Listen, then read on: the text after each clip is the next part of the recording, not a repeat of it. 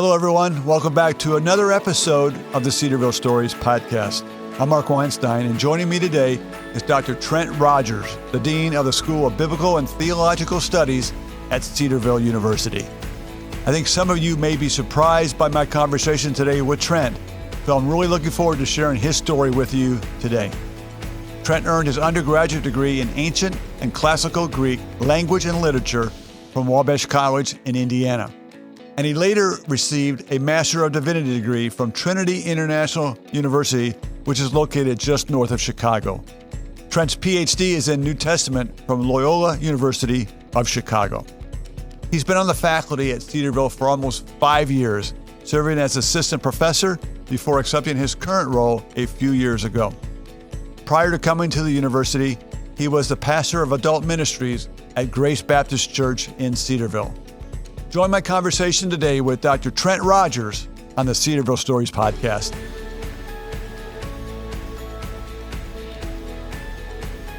Great to have you, Trent. Yeah, thanks for having me. I've listened to a number of them. It's interesting to be on the other side here. So the question is, will you listen to yours?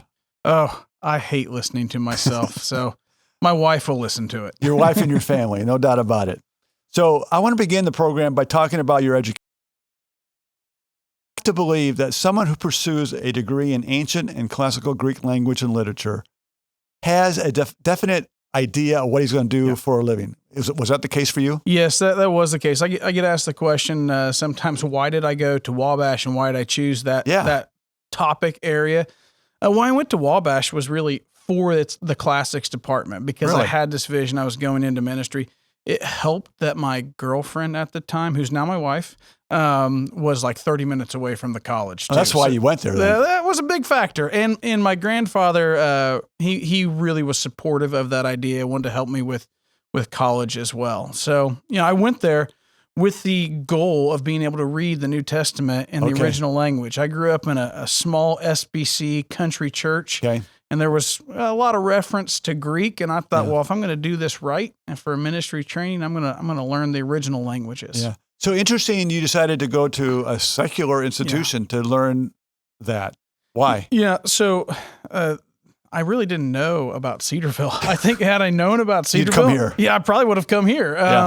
But it was, that was back in the day where you didn't know about schools as much, just like regional schools really. And Wabash was a close school, had a great reputation. Yeah. And my grandfather did have an influence on that because he really wanted me to get a liberal arts education. Yeah. And to his mind, that probably entailed a secular liberal arts education. Okay. And so for our listeners, you grew up in Lafayette, Indiana. So how far is Lafayette to Wabash? Yeah, so technically I grew up in a cornfield by Frankfort, but Lafayette, Frankfort, Crawfordsville, where Wabash is located, they're all about 20 minutes apart. So cornfields, you feel comfortable here in Cedarville? I do, yeah. So actually going to Chicago for my education was a big transition Culture for me. shock. Yes, it was. Oh my goodness. So you went to Wabash with the mindset ministry is where you're going to end up. When did you realize that ministry was that calling for you? When did God put that in your heart? It was quite a bit younger. I became a Christian around 9. Okay. And then 11 or 12, really, I felt a call to ministry. Been a consistent trajectory towards ministry ever since then. Growing up in a smaller country church, when you say you feel a call to ministry, it's one of two things. Either you're going to be a foreign missionary or you're going to be a senior pastor. Right. I haven't served in either of those roles, but like you mentioned, I served as pastor for adult ministries for several. You came to faith at a young age. Tell us the backstory of how you came to faith in Jesus, and then a follower of Jesus, because I think there's two different things. Yeah, so like many people who grew up in the church, I don't remember a time where I would deny the reality of Jesus, where I would deny sin. Yeah. But also, like many of us who grew up in church, there's a time where I can remember really owning those ideas as my own, really coming under the conviction of my own personal sin, and recognizing Jesus as the sacrifice for my sins. And for me, that was around the age of 9.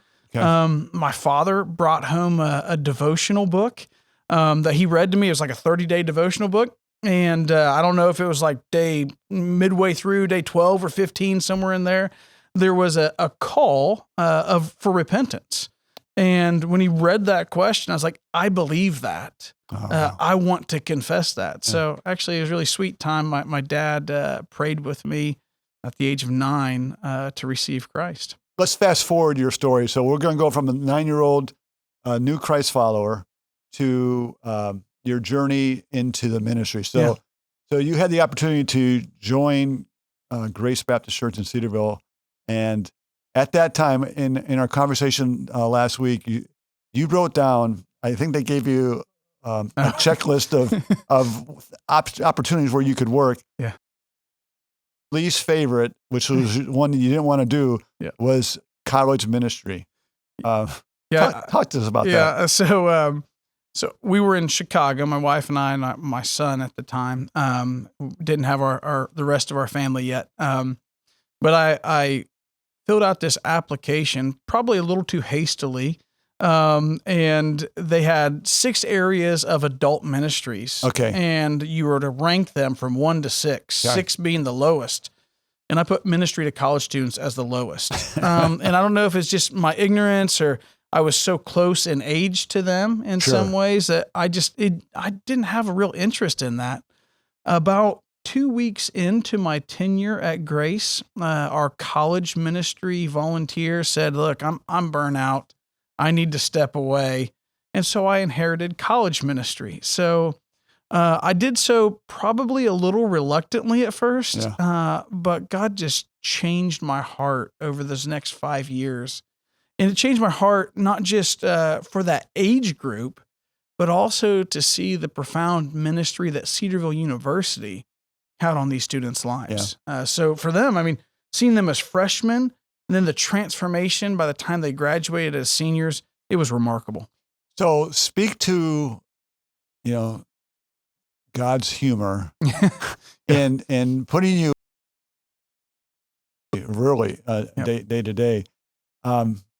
How did he change your heart and mind? What practical, actual events or situations occurred? Yeah. So I had no intentions of being in academic ministry, and I never would have had a vision for that had it not been that ministry experience at Grace Baptist Church. Because one of the things I started to see is these college students, they're starting to make their own decisions, and they're hungry for direction. Yeah.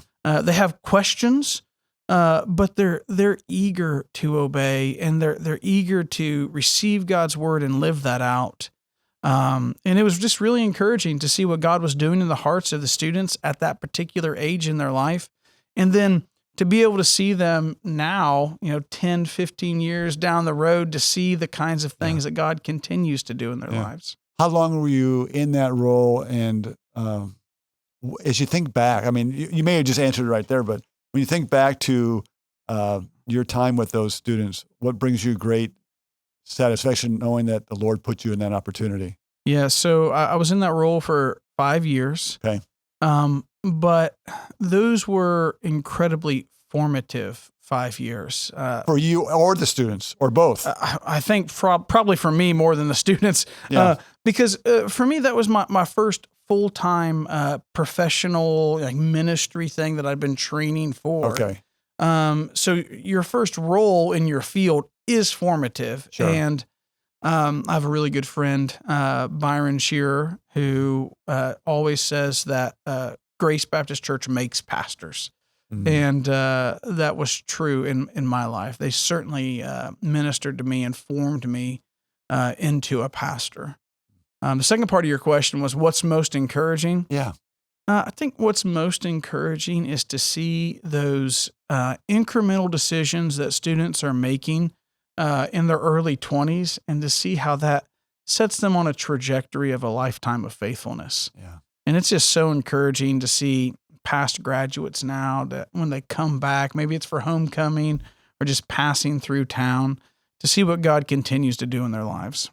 Are you surprised God called you into college ministry, and how much joy does that bring you? Oh yeah, I am surprised. And people don't believe that sometimes when I say like, no, I came to Cedarville, the town of Cedarville, with no intention of working at the university. Right. That really was never my trajectory. It's always been local church. But maybe it's like you say, God's sense of humor, or I think my ministry experience really enables me to function in the role that I have in the School of Biblical and Theological Studies. And let's go there. So your time at Grace Baptist truly paved the way and prepared you for what you're doing today. Not only just teaching, but actually leading the School of Biblical and Theological Studies. Trent, what is your leadership style and your vision for your school? My leadership style. Are you a rigid kind of guy? Well, I mean, I don't think so. I don't think I'm rigid. But when it comes to vision and pursuing a goal, I have an athletic background, so I think my default is probably to be aggressive towards the accomplishing a goal. Okay. But I think internally, I try to care for our people. Yeah. And I think that's that pastoral training and mindset. I hope that I treat everyone in our school with a pastor's heart, even though we're not the local church. Right. But that I have a pastor's heart towards them. You mentioned in our conversation that you believe the most important trait of a leader is, and I quote you, to believe in the mission more strongly than anyone else. How do you embody that belief within your faculty? How do you show it? Yeah, I do think that is like the first step. If you don't believe in the vision, if you don't know what that vision is, and you don't believe in that with great strength, and you're willing to persevere in accomplishing that vision, I don't think you can lead. And I hope that I model that for our people by explicitly casting a vision, by living it out, and by encouraging them and equipping them to help fulfill that mission in their classrooms as well. At 4 years, how have you seen the school mature under your leadership and with the influx of new faculty as well? Yeah, one of the things about an academic institution is that it's always changing, right? It is. I mean, there's a 4-year reset with students. That's right. And there's really a short memory that students have. But then there's also turnover and change within a faculty and staff as well. Yeah. And with our growth, that's been expansion. So Cedarville University is constantly changing in some ways. And I've seen our faculty change. Now, I got to follow a great leader. So I served for 2 years as assistant dean under Jason Lee, and then for the last 4 years as dean. So the vision was there. I mean, if you know Jason Lee, you know he's got great vision. He's got a great vision for the church and for Cedarville's role in serving the church. So I didn't really have to refine vision as much. In many ways, what we've been doing is perfecting our curriculum, making sure that we're really training our students with excellence.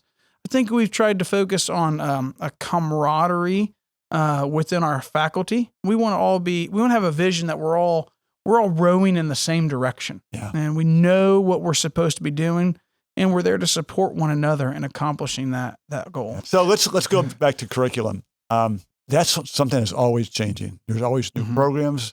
There's sometimes programs going away. Yep. What are some of the new programs in the School of Biblical and Theological Studies, whether it's at the undergraduate level or the graduate level, that really are exciting and that people should hear about? So I'm going to give you 30 seconds on what we offer. So we have an undergraduate, we have 2 programs of study. We have a 4-year biblical studies degree.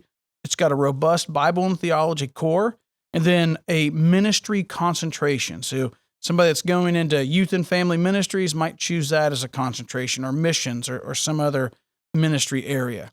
And then we've got a 3+2, so 3-year biblical studies accelerated, followed by a 2-year MDiv. And basically what we've done is we've eliminated the overlap that existed historically between the undergrad and grad portions there. We've eliminated that by teaching the course really well one time, instead of making a student take it 2 or 3 times. And by doing that, we've saved students time and money. We've gotten that same, getting them into ministry roles more quickly. Let's go back to, you mentioned reducing the overlap, Yes. 3+2. Does that cheapen education for our future students? I think it eliminates the frustration that was inherent in the historic practice of a 4-year undergrad and a 3-year MDiv. So somebody like me who studied at a secular institution, when I went to do my MDiv, I'd never been hermeneutics. And I was soaking everything in. Yeah. But then students who came from Cedarville, I mean, they'd already been taught hermeneutics. They'd already been taught a lot of these subjects. So their first year or year and a half was review. And when you're just reviewing in a classroom and you're paying a lot of money to be there, that leads to frustration. Yeah, because it's really wasted money spent. It is. Yeah. It is. So with Cedarville's graduate programs in your school, how does that compare to an education that one would get at a seminary? Because at old school, at least, seminary is where you go to become a pastor, not an undergrad. But you can make that happen here at Cedarville. That's right. So I think seminary versus graduate school is predominantly just in name only. Okay. So for us, what does it mean to be a part of the graduate programs within our School of Biblical and Theological Studies?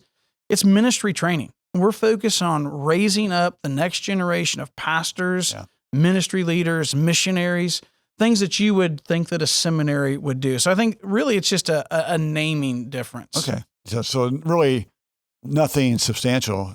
You'll get the same quality education here as you can at a seminary. I would disagree with that. You will get a better quality education here than you will at any seminary I'm aware of.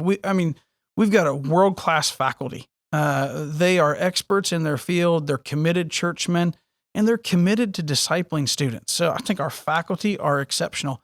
I think our program, our curriculum design is better than anything I'm aware of. That we are committed to this robust core of Bible and theology. You're going to get far more training in biblical and theological studies and better training than you will at any other MDiv program. And the other thing is we have such a great network of churches that want to invest in Cedarville students. I mean, I get emails every week from people saying, send us your students. Right. We'll provide a residency. We'll take care of them. We'll help develop them into pastors. And I love that about Cedarville. And that speaks to the quality. It does, yeah. All the way around. So let me take a sidestep from the podcast and talk to our listener. So if you know of a student who wants that kind of education, a biblical studies education, undergraduate level or graduate level, I really encourage you to visit Cedarville University's website. That's at cedarville.edu and learn more. And we hope to see you on campus at some point. So it's definitely worth your time to look. Mark, well, we're talking about some of the quality of the product. Yeah. Just make an incidental comment last week. So last week we had one of our MDiv students preach in the pulpit of my local church. Right. So I sat under his Monday in chapel.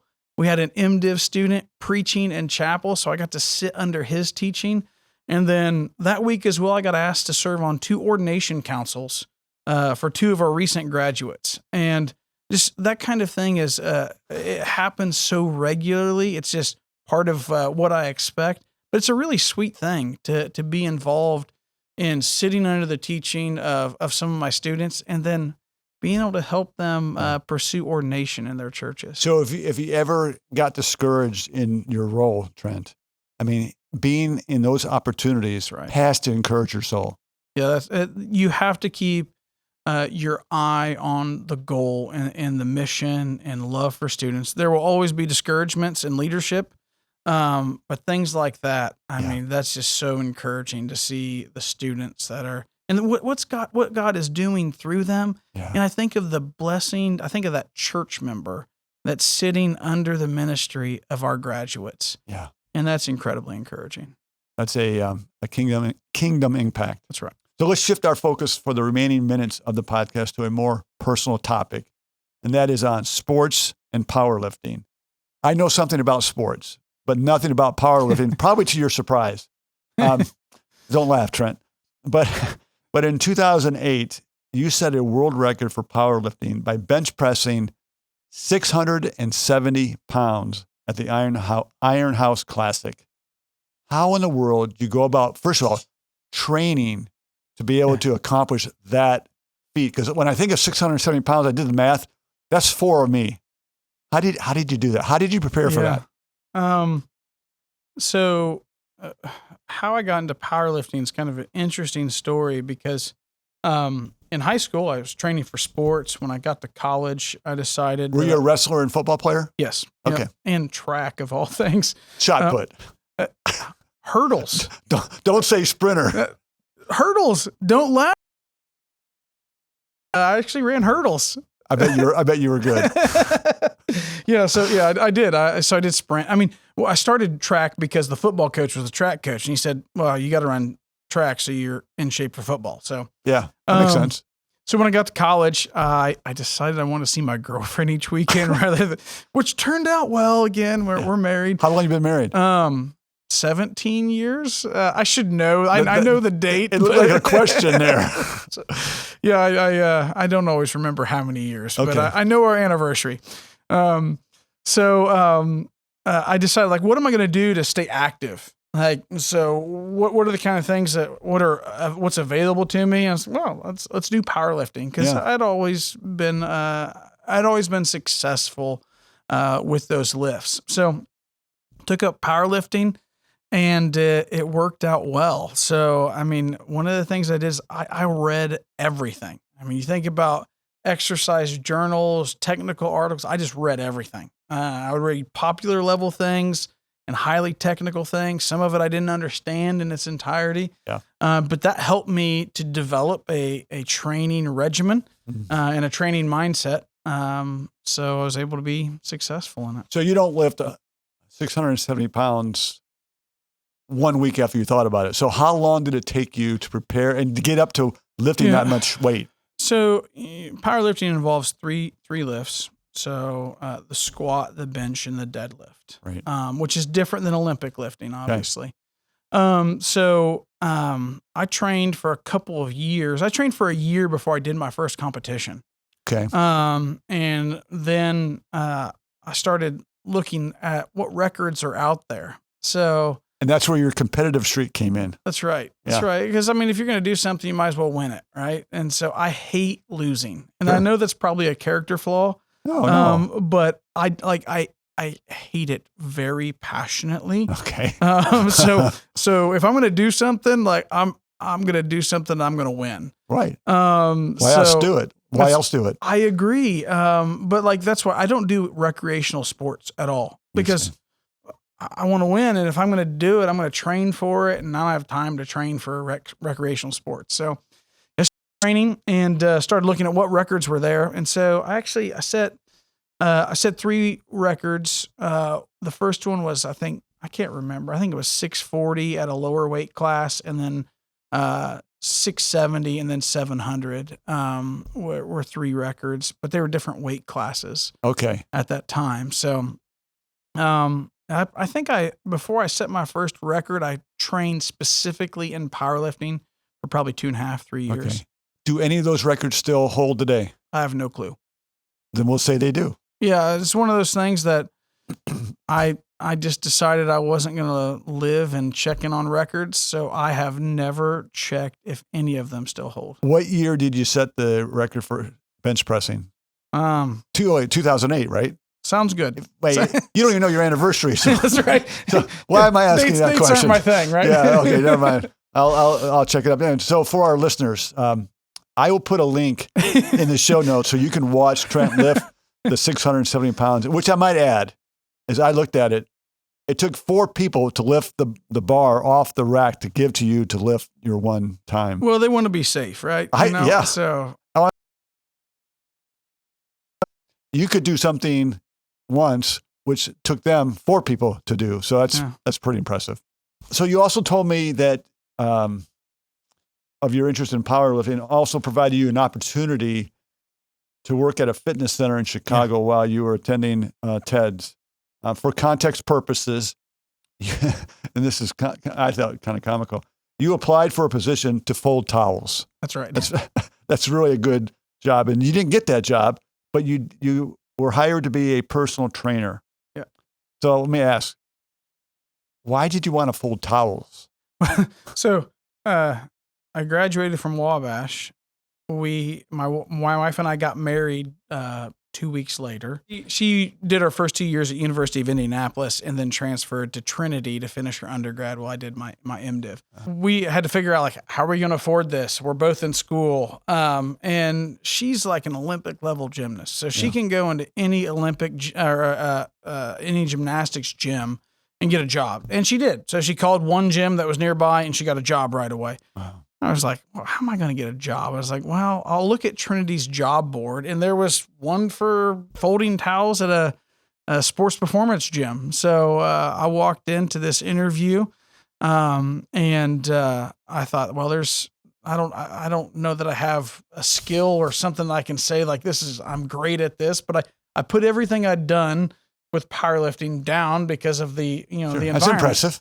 Yeah, and so my future boss showed up late to the interview, so I'm like, okay, I'm not getting this job. And his first lines were he introduced himself. He said, "Have you ever been a personal trainer?" I'm like, "No, I have not." And then he started asking me questions on training methodology. Yeah. And I was able to answer all of those again, just because I'd done a lot of reading in this You're well area. read. And so there was a little process there that I transitioned into becoming a personal trainer. For our listeners of this podcast who follow Chicago sports team, which I grew up living in Southwest Michigan, I grew up a Chicago Bulls fan. Okay. You had the opportunity to work with at least two pro athletes that I know of, Luol Deng from the Chicago Bulls and Devin Hester of the Chicago Bears, who's now in the NFL Hall of Fame. What was your role with these guys? How did you work with these guys? Because these are world-class athletes. What did you do with them? Yeah, I mean, they're world-class athletes, but the human body is still in some ways the human body. So, I mean, there are certainly things that you need to be aware of with different body types. Okay. But at the same time, what they're coming for in the gym is to enhance their performance on the court or on the field. Correct. So you design a workout program that has their sports performance as the target. Like, nobody really cares how much one of those people bench presses or squats or any of those things. No. Those lifts serve the function to enhance their athletic performance. So you keep that in mind the whole time. I mean, I also was actually training at this gym when there was the NFL lockout. Really? So during that summer, and if you remember back during the lockout, when that contract was signed, everybody knew that they went to work the next day. So they had to be in amazing shape, but they couldn't use their team's training facilities. Right, they're locked out. So we were slammed that summer in particular, just because they needed to be ready to go. But they didn't have access to their training facilities. Did you have a favorite athlete or two that you really got close to? The two you mentioned, in part because they were so consistent. I liked working with the D linemen. That's just like, those are the guys that love to be in a squat rack, that love to do sled drags. And Tommy Harris, I probably got close to. He was a defensive lineman for the Bears. Just an incredible athlete as well. And for our listeners, I just, again, being a Bulls fan, I'm really impressed by what you did there, especially when I think of Luol Deng. I mean, he was a first round draft choice of the Bulls. I think 7th overall. Yeah.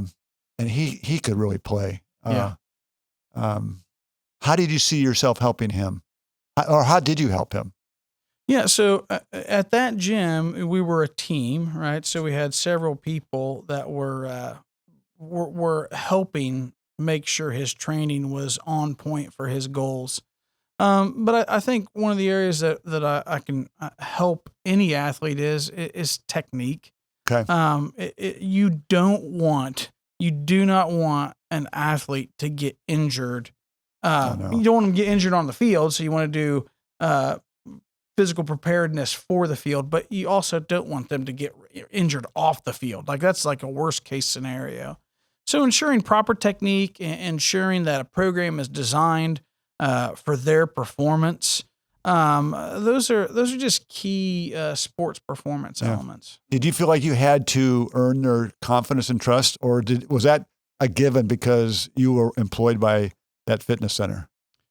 I never felt like I had to earn their respect. They were in my world, right? We were in a gym, right?